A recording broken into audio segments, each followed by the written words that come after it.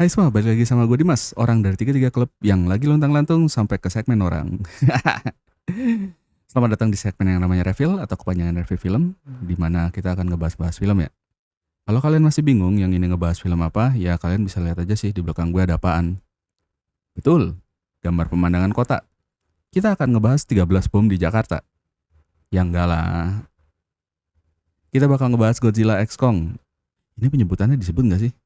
Kan gini ya, karena gue wibu, kan di anime-anime tuh suka ada yang judul kayak gini gitu. Hunter x Hunter lah, Spy x Family lah. Nah, X di situ kan pada dasarnya nggak dibaca ya. Jadi dibacanya tuh simply Hunter x Hunter aja sama Spy Family aja. Terus kenapa ditaruh? Apakah di sini pembuat filmnya juga wibu dan sebenarnya disebutnya cuma Godzilla Kong doang gitu? Anyway, intinya gue akan nyebut Godzilla X Kong aja karena X-nya ditulis. Kalau ditulis ya harusnya dibaca. Oke lah, dikasih warning dulu. Review film ini ada kemungkinan berspoiler dan karena berspoiler, tentunya buat yang nggak suka dispoilerin silahkan pergi dulu. Bagi yang suka ya udah silakan nonton. Film Godzilla X Kong ini disutradarai sama Bang Adam Wingard, yang gue sebenarnya lebih kenal dia sebagai sutradara film horor ya. Kalian mesti lihat sih, VHS series namanya. Itu film antologi gitu, yang ngisi banyak sutradara. Salah satunya itu Timo Cahyanto yang bikin Rumah Dara sama Sebelum Iblis Menjemput. Timo juga sempat bikin itu yang film yang baru-baru ini ada di Netflix tuh yang action The Big Four. Kok gue jadi ngomongin horor ya? Maaf ya ampun lupa. Maklum, gue passionate banget emang sama genre yang satu itu. Balik lagi ke topik, film Godzilla X Kong ini menceritakan tentang dunia yang kembali tenang usai pertempuran Godzilla dan King Kong 5 tahun yang lalu. Godzilla tuh balik lagi ke laut, sementara King Kongnya balik lagi ke Skull Island gitu. Baik Godzilla dan King Kong sama-sama hidup berdampingan dengan manusia akhirnya. Namun ketenangan ini tak berlangsung lama ya. Ketenangan berakhir ketika anak suku Iwi terakhir yang selamat mulai menggambar 3 gunung. Yang menurut ibunya nggak wajar karena gunung digambar hanya ada 2 aja gitu. Merasa anaknya aneh, ibunya mencari cara untuk membuang kembali anak tersebut ke Hollow Earth. Bahkan, Godzilla dan King Kong sampai merasa cemas atas gambar 3 gunung tersebut. Paling nggak itu asumsi gue. Padahal bukan. Ancaman tersebut ternyata datang dari Scar King yang menjadi penguasa Hollow Earth. Sosok Scar King ternyata asing bagi King Kong, yang mana ia pernah bertemu dengan seekor bayi kera yang menjadi cikal bakal Scar King. Apakah dia terkurung terpenjara dalam gua? Di gunung tinggi sunyi tempat hukuman para dewa? Apakah Scar King suka bertindak sesuka hati loncat ke sana ke sini? Ya nggak tahu lah ya. King Kong lantas menelusuri perut bumi, tempat kemunculan Scar King yang dipenuhi tengkorak.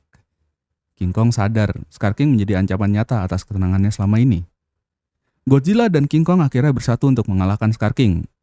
Tak hanya mengulas pertempuran dengan Scar King, Godzilla X Kong juga membahas tentang sejarahnya para Titan ya, asal-usulnya, hingga misteri Pulau Tengkorak.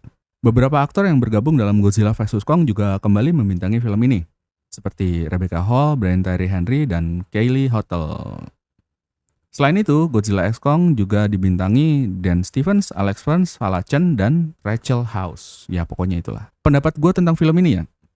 Film ini tuh punya penyakit yang sama ya kayak di film Transformer ya. Karena manusianya tuh nggak benar-benar bisa berbuat apa-apa terhadap Titan-Titan ini. Cerita mereka di film ini ya berasa kayak filler aja gitu buat memperpanjang durasi. Yes, gue aware bahwa terakhirnya Kong sempat kena serangan Shimo dan luka di tangannya untuk kemudian dibantu sama grup manusia di film ini gitu. Sama si siapa tuh gue lupa yang orangnya urakan itu sempat mancing burung buat nyerang gitu. Tapi cuma itu kan. Selebihnya satu hal lagi ya yang keren menurut gue. Gue lupa deh siapa yang pertama kali pakai ini konsep warna-warni vibran gitu di film gitu. Marvel kali ya. Gue lupa. DC kan waktu itu gelap-gelapan. Tahu-tahu ada nih apa konsep film yang warna-warnanya ngejreng-ngejreng gitu, ungu-ungu, merah-merah gitu. Menurut gue untuk film-film model begini atau film superhero lah, konsep warna-warni gini tuh masih asik banget ya buat ditonton. Gue seneng ngeliatnya. Sama gue suka banget perbedaan yang kontras antara dua monster pemeran utama di film ini. Kong tuh berasa lebih bisa kerja sama gitu sama manusia, jauh lebih rasional. Intinya Kong jadi jauh lebih manusia ya dibandingkan dengan Godzilla yang agresif dan main sembur napas apa aja tiap ada monster yang seukuran sama dia gitu. Tapi itu mungkin juga akibat peran ceritanya ya. Godzilla di awal-awal film tuh porsinya dikit banget.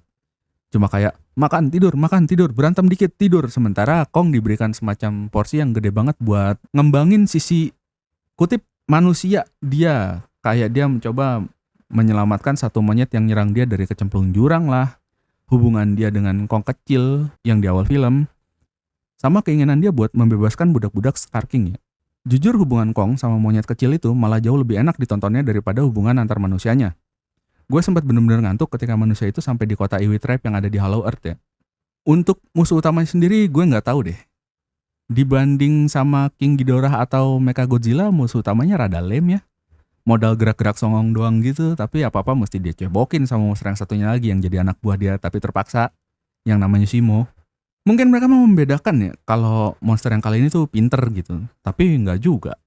Dia tetap gebuk-gebukan standar, nggak nunjukin dia tuh pinter atau apa gitu, apa lebih cerdas, apa lebih lincah, enggak.